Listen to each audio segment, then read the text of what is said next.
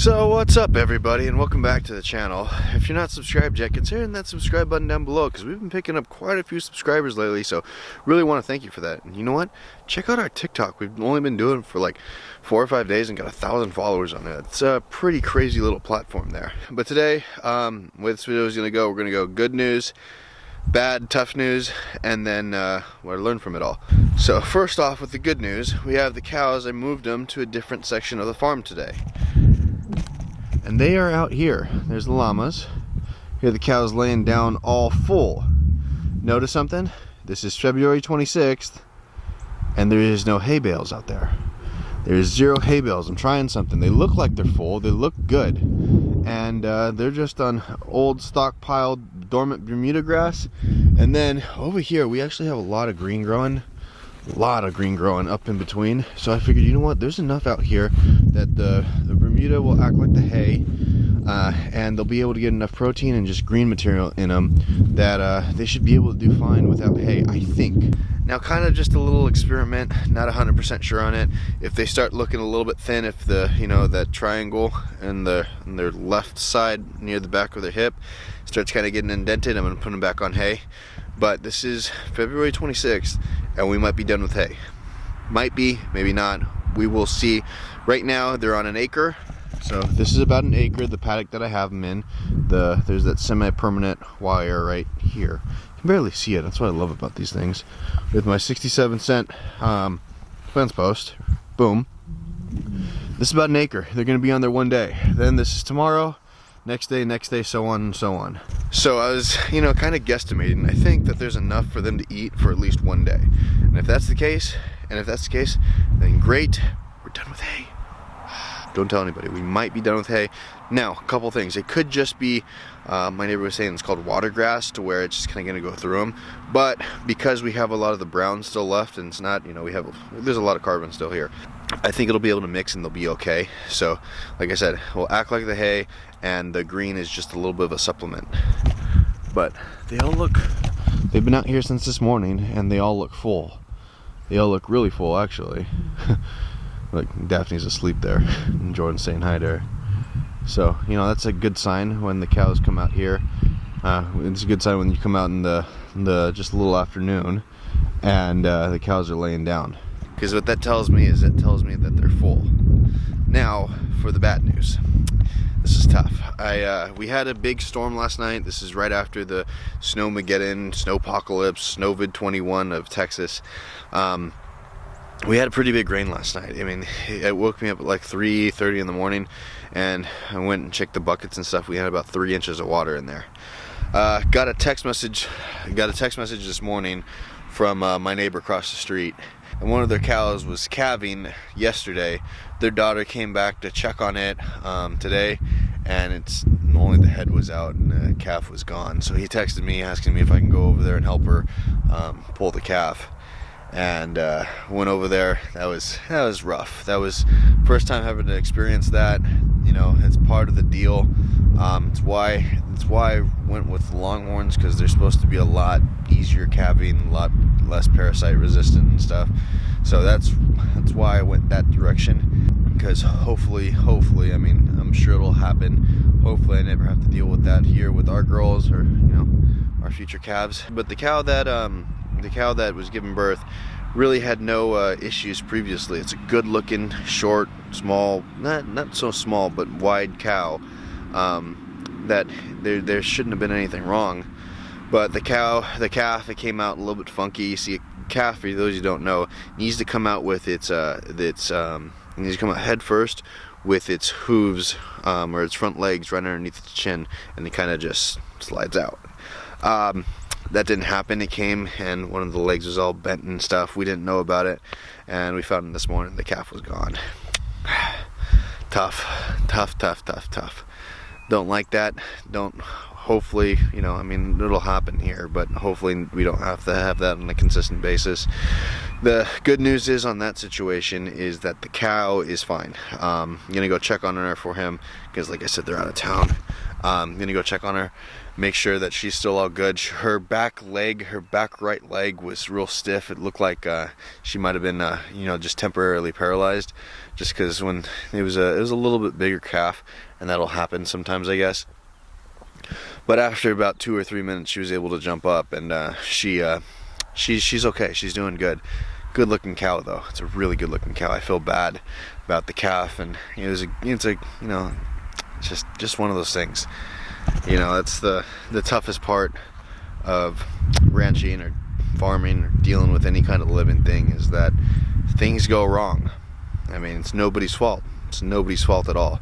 So she came early. You know what my neighbor was on the phone with us saying, that between the really cold, between what happened last night with the crazy thunderstorm and a lot, it might have pushed it up, because she wasn't due for, I think they were saying 10 to 14 days or something like that. So just things happen. I mean, you don't want them to happen. You want to be able to safeguard against anything happening, but it's one of those things, and it was just tough. You know, you never want to see anything like that, you know, especially a little baby, you know, gone. But that's the deal. That's the deal. Things don't always go right. That's nature. Things just don't go right. So got to experience that. Still feel bad about the little heifer calf, but you know, learn from it, move on from it. And you know, my neighbors, they do a great job with their cows. They're really good looking ones. They got some pretty special ones over there, and I feel bad for them, you know. So hopefully they make it back safe, everything's fine, they can look at the cow themselves, and just, you know, because I really don't know what to look at. She was up walking around, you know, passing the afterbirth, and she was a little bit stiff, it looked like, but it was okay. But these girls here, they seem to be doing just fine. I think that they're fine just on the hay, on the grass now. I mean, we might not have enough to, you know, stretch it out to where that side of the farm gets enough grass for them to grow, but over here they have enough to eat. Look at this. They have it's up a few inches, and you know, they can take a bite of the green, they can take a bite of the brown, they can take a bite of the broadleaf stuff, they can take a bite of, where's the vetch at? There's a lot of vetch out here. There's a little bit of vetch, not right next to their old manure, but look at this. If this is the case, then we would have only fed hay for about 6 weeks, maybe less, because we started on January 17th, and if we're stopping now, don't want to say we're stopping now yet, because we might not be able to. This is still kind of an experiment, still really just learning from this. This is February 26th. That's a big savings. Why? Because most cows go through about 5 bales of hay a year. That adds up really quickly. With everything out, it's like 1.1 for us, if that stays true. So we'll see. Actually, yeah, it's like 1.1, because we still have three bales out there that my neighbor's really nice enough to move around for me again. But that puts us at 17 bales out, not used. So it would be 14 bales used, 13 cows, 2 llamas. That's not bad. That's one bale. That's 1 bale per cow. That's why this works. Look at this. We're growing grass.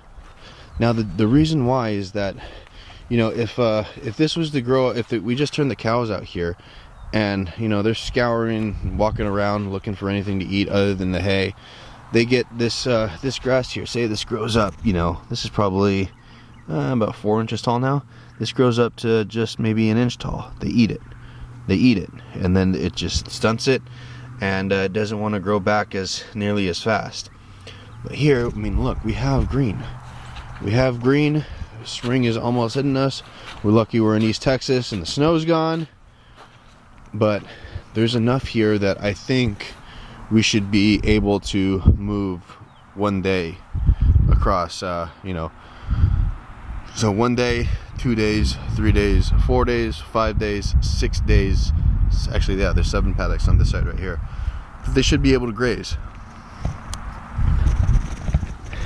And then the front paddocks, and then in the front, That's another 2.5 acres, 3 paddocks there that they're able to graze. They can probably get another at least day or two out where Snakeland is. Those you don't know, it's down that way. So we're looking at like 2 weeks for maybe that side of the farm to grow up. And if it can, more hay. We still have 3 hay bales out there. So between 2 weeks plus roughly 9 days, because it's about 3 days per hay bale, I think we're done moving hay out for sure. Kind of still hesitant on that. But we're looking really good. We're looking really good. What I'm gonna do with these girls now, actually not the girls. Where is he at? Where is my buddy at? There he is, right there. That's our little bull still. I don't know if he's got the job done. He's been trying. He's just maybe not tall enough. Come tax day. I'm calling it right now. It's a bad day for all of us. It's gonna be a bad day for him. Where's he at? Right? It's hard to do with the camera. Right there. That's him. It's gonna be a bad day for him. Not too bad. He's just gonna be moved out. I'm gonna take him, Rusty, one of our steers, and Tiger, our other steer, and we're gonna separate them. We're gonna separate them for about, I'm calling it till my birthday, which is May 10th. Remember that, by the way. Probably May 10th, May 15th, and then we'll put him back in to the herd. Why? Because the end of January, beginning of February, I don't want to be dealing with the snowstorm again. I don't care if it doesn't happen again for another 100 years. I'm not risking that. I'm not having a calf born in -2 feels like -11.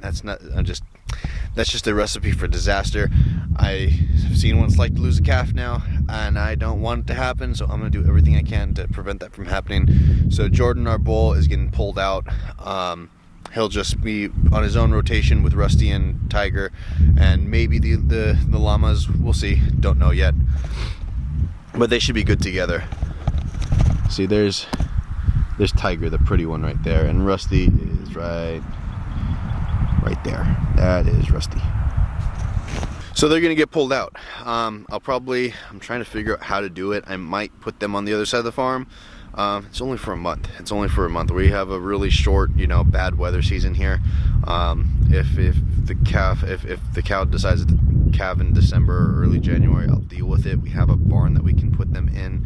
We can keep them warm and safe, and just really want spring calving though. I mean, I'm talking like late April, early May. That would be fantastic, right before it's too hot. I've made the decision. We are pulling Jordan and the steers out. Just easier on me, less stress on me. I'll be moving 2 tiny little herds, for a month, but that's better than having to be out there and, running out there a couple times a night and making sure that, okay, the cow calf yet, or, it's getting down to, 4 degrees again. I choose to do that more. Plus, it's better for the calves to, come out in the spring, just because that's the cycle of nature. But these guys are looking all good. They still have quite a bit of green in here. You can still see it. It looks a lot less green than this side here, and that's just because, they've been eating in here all day. They all look full. They're not bawling at me. They're not saying, move. That's what they say. By the way, cows don't moo. They talk. They're saying, move. I mean, that's literally every time I come out here, and they're a little bit hungry. Betty's over there yelling at me, move. Why? Because that's what cows do. They move. They rotate. And that's why we might have only fed hay for, however long this is. 40 days? I don't know. You guys calculate it out. January 17th to September 26th. Right now, we'll see. Still experiment. As long as they stay full. Right now, it's looking like they are. Over there chewing their cud. We might be done feeding hay. So on average, 5 bales of hay per cow. They run on average $40. $200 a year to keep a cow. $40 a year for these ones. And I think over time that price is going to drop and drop and drop, because we're going to do some, winter seeding. Probably throw some fescue out here so they have more to eat on. Maybe some oats, maybe some barley, maybe some, I don't know what else. We might put together a little custom mix and see what happens. So now let's go check on my neighbors and make sure Shorty is what they call her. Shorty's okay, and just make sure that there's nothing going on that at least I can see. I'm not a vet, not an expert by any means, but I can kind of tell about what's going on. Looks like she's doing okay. She's not standing up, but I think she's just tired after the ordeal that she went through last night. I believe her name's Shorty, but she seems to be okay. Sucks, but okay. Can you get up for me? Can you get up for me just to make sure that you're still good? Huh? Yeah, okay. See, she's still passing the afterbirth. Okay. Okay, you're okay. Okay, thank you. Just want to make sure you're good. She's a great looking cow. Look at that. Really good looking cow. Don't know the exact breed, but really good looking. Short, belly low to the ground. It just happens. She's kind of, yeah, she's kind of stiff. Okay, just want to make sure you're good. Just want to get you up and make sure you're good. Okay? You take it easy, okay? I'll check on you later. Yeah, it sucks. The calf looked just like her too. Just a really good little heifer. But, you know, it is what it is. You can't save them all. You can't, you know, not all of them are gonna make it. That's just, it's nature. It's keeping the, you know, genetics strong. It's keeping just, I don't know. You can justify it any way you want. It's still sad. All right, back over at our place, and you can see. I want to show you guys this. Right here, Pepper's just gonna bark. Don't worry.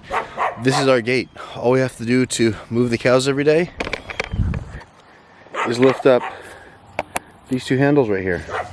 The cows would be just fine off of this one, but the llamas need the other one there. If everything goes okay, and tomorrow morning I can see that they're still full, still laying down. That's how you know it's good. They're gonna move here, and that's simple. So we're gonna be off of hay for as long as we can be. We're gonna go all the way around. Like I said, we have about, I don't know, we have about, you know, at least 10 days worth of grass for sure. That'll give that side of the farm over there start growing up. We're close over there. We're close over there. I think 10 days, and the weather that we're going to be having, you know, tomorrow it's going to be raining in the 70s. Again, next day, raining in the 70s. It's still good growing weather, so we might be done. Don't quote me on that. We might be done. So I think it's time that me and Rusty here sign off. So remember, hit that subscribe button down below, ring the notification bell so you get notified when we put up new videos. Hit the like button for the YouTube algorithm, and drop a comment and tell me how much you want Pepper to shut up, because she just doesn't stop barking.